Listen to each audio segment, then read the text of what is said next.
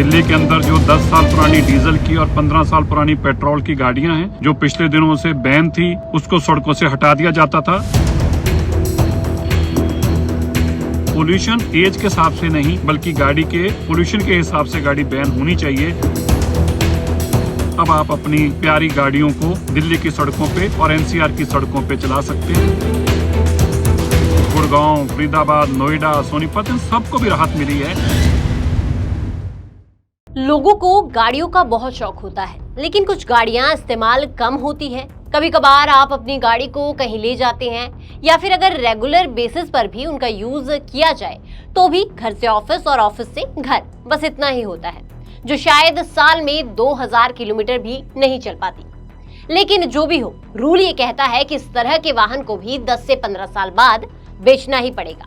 वहीं अगर बात जो है वो हैवी व्हीकल्स की जाए, जैसे कि ट्रक हो गया, ट्रेलर हो गया, तो इन्हें तो 15 साल गाड़ियों की ईएमआई निकालने में ही लग जाते हैं। ऐसे में ड्राइवर क्या खाए और क्या बचाए, और अगर वो सिंगल मोटर मालिक है तो आप फिर समझ ही सकते हैं कि उसका क्या ही बनता होगा। वहीं अब इस फैसले से ऐसे गाड़ी मालिकों को बड़ा नुकसान हो जाता है। लेकिन अब सुप्रीम कोर्ट ने एक नया फैसला सुनाया है, जिसके बाद दिल्ली एनसीआर में 10 साल पुराने डीजल और 15 साल पुराने पेट्रोल वाहनों के मालिकों के लिए राहत भरी खबर है। नमस्कार, मैं हूं आपके साथ अनुराधा शर्मा सैनी और आप देख रहे हैं ब्रेकिंग न्यूज। दिल्ली और एनसीआर में लाखों वाहन मालिकों के लिए राहत की खबर सामने आई है। दरअसल सुप्रीम कोर्ट ने साफ कर दिया है कि अब 10 साल पुराने डीजल और 15 साल पुराने पेट्रोल वाहनों के मालिकों के खिलाफ कोई भी दंडात्मक कार्रवाई नहीं होगी। अदालत के आदेश के बाद अब ऐसे वाहन मालिकों को डरने की जरूरत नहीं है, बशर्ते वो ट्रैफिक नियमों और प्रदूषण मानकों का पालन करें। कोर्ट ने कहा है कि अगली सुनवाई जो है वो 4 हफ्तों के बाद होगी। तब तक किसी भी वाहन मालिक के खिलाफ सिर्फ पुराना वाहन होने के आधार पर कार्रवाई नहीं की जाए। सीजेआई बीआर गवई, जस्टिस के विनोद चंद्रन और जस्टिस एनवी अंजारिया की बेंच ने यह आदेश दिया। इस मामले में दिल्ली सरकार की पैरवी जो है वो सॉलिसिटर जनरल तुषार मेहता ने की। पुराने वाहनों पर रोक लगाने से राहत देने का अनुरोध जो है वो किया गया था। सुप्रीम कोर्ट ने सुनवाई के दौरान साफ कहा कि एंड ऑफ लाइफ व्हीकल यानी कि फाइनल स्टेज में पहुंच चुके वाहन जो हैं, उनके मालिकों के खिलाफ जबरन या दंडात्मक कार्रवाई नहीं होगी। इसके साथ ही अदालत ने केंद्र सरकार को नोटिस जारी कर 4 हफ्ते के अंदर जवाब मांगा है। इस मामले पर सुप्रीम कोर्ट 4 हफ्तों के बाद फिर से सुनवाई करेगी। कोर्ट के इस फैसले के बाद दिल्ली एनसीआर में पुराने वाहन रखने वाले लोगों को बड़ी राहत मिली है। हालांकि जो अंतिम निर्णय है वो 4 हफ्तों के बाद ही लिया जाएगा। आज माननीय सुप्रीम कोर्ट ने एंड ऑफ लाइफ व्हीकल्स को लेकर एक बहुत बड़ी राहत दिल्ली के लोगों को और एनसीआर के लोगों को दी है। दिल्ली सरकार ने माननीय सुप्रीम कोर्ट के आगे एक दरख्वास्त रखी कि जो एंड ऑफ लाइफ व्हीकल्स हैं, ये अपनी उम्र से ना देखे जाएं, बल्कि ये कितने किलोमीटर चले हैं, इनका पोल्यूशन मापना पैमाना होना चाहिए इनको बैन करने का, इनकी एंड ऑफ लाइफ मानने का, ना कि उम्र, ना कि एज ऑफ व्हीकल। आज माननीय सुप्रीम कोर्ट ने इसको सुनते हुए एक बार इसकी राहत देते हुए नो करेसिव एक्शन, किसी भी तरीके की 10 साल की डीजल की गाड़ी और 15 साल की पेट्रोल की गाड़ी को उठाया नहीं जाएगा, वो सुरक्षित रहेंगे, अगली तारीख तक इसके ऊपर राहत, बड़ी राहत दी है। दिल्ली की माननीय मुख्यमंत्री रेखा गुप्ता जी दिल्ली के लोगों के लिए इस लड़ाई को लड़ रही थी। मैं धन्यवाद करता हूं अपनी माननीय मुख्यमंत्री जी का, और मैं धन्यवाद करता हूं माननीय सुप्रीम कोर्ट का, जिन्होंने इस भावना को समझा कि उम्र के लिहाज से व्हीकल बैन नहीं होना चाहिए, बल्कि पोल्यूशन के लिहाज से होना चाहिए, और अभी इसके अंदर फौरी तौर पर यह राहत दी है।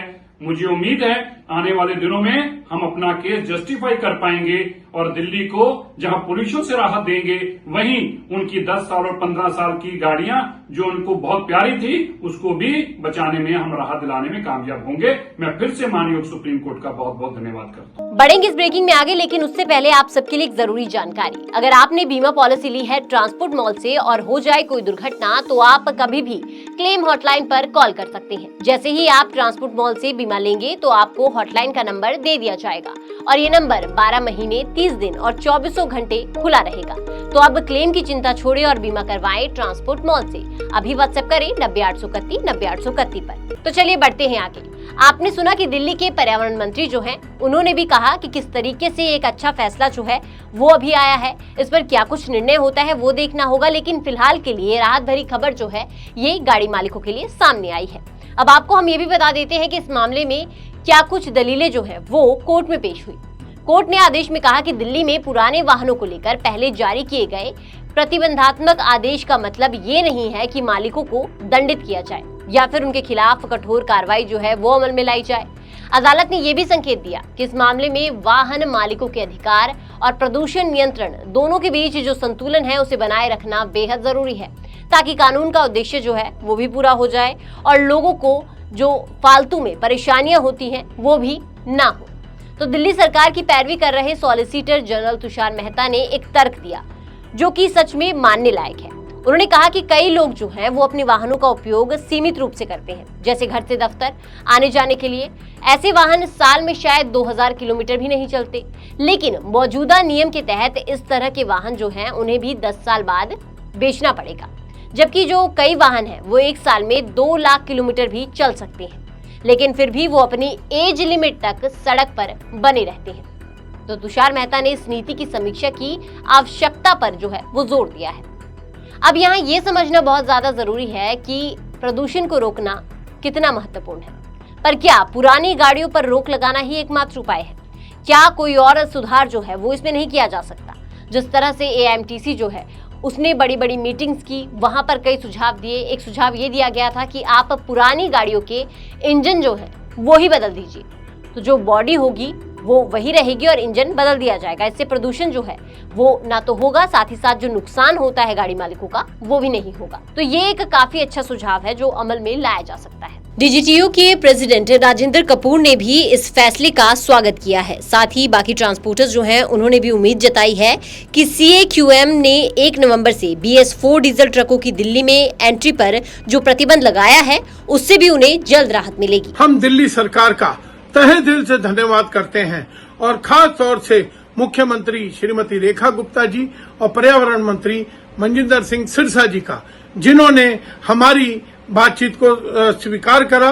हमारा एक शिष्टमंडल पर्यावरण मंत्री मनजिंदर सिंह सिरसा जी से मिला था, जिसमें हम लोगों ने उनसे आग्रह किया था कि कोर्ट में, सुप्रीम न्यायालय में हस्तक्षेप कीजिए, ताकि ये जो 10 साल पुरानी पेट्रोल गाड़ी और डीजल गाड़ी और 15 साल पुरानी पेट्रोल गाड़ी के ऊपर जो रोक लगाई जा रही है 1 नवंबर से, उसको निरस्त किया जाए।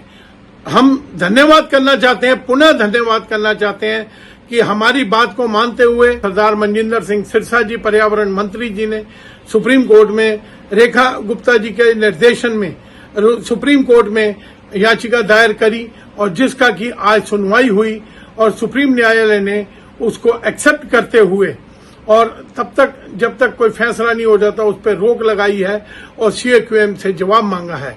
हम इसके लिए तहे दिल से पुनः पुनः पुनः धन्यवाद। हमने पिछली सरकार के मुख्यमंत्री से भी, आतिश जी से भी, केजरीवाल जी से भी और पर्यावरण मंत्री गोपाल राय जी से भी कई बार अपील करी, लेकिन हमें हर बार सिर्फ एक आश्वासन मिला कि हम करेंगे, लेकिन उन्होंने कुछ नहीं करा।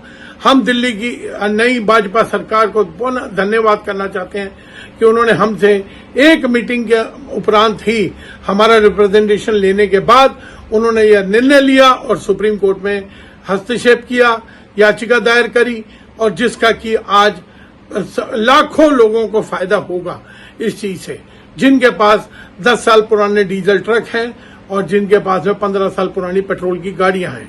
उनके लिए हम दिल्ली सरकार का पुनः धन्यवाद करते हैं, रेखा गुप्ता जी का और मनजिंदर सिंह सिरसा जी का। मैं राजेंद्र कपूर, धन्यवाद। बता दें कि दिल्ली सरकार ने एक याचिका दायर करके सुप्रीम कोर्ट से अपने 2018 के आदेश की समीक्षा करने का अनुरोध जो है वो किया था। दिल्ली सरकार ने याचिका में तर्क दिया था कि इस नीति से उन आम लोगों को नुकसान हो रहा है जो अपने वाहनों का सीमित उपयोग करते हैं।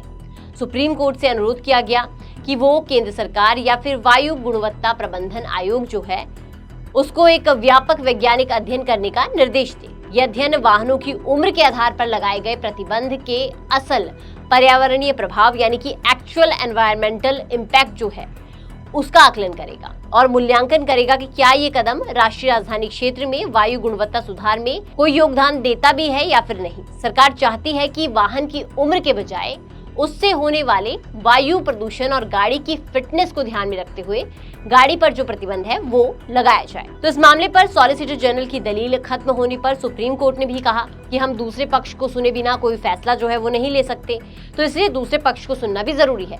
हालांकि अदालत ने दिल्ली सरकार की याचिका पर विचार करने के लिए वायु गुणवत्ता प्रबंधन आयोग को नोटिस जारी करने का निर्णय जो है वो ले लिया है।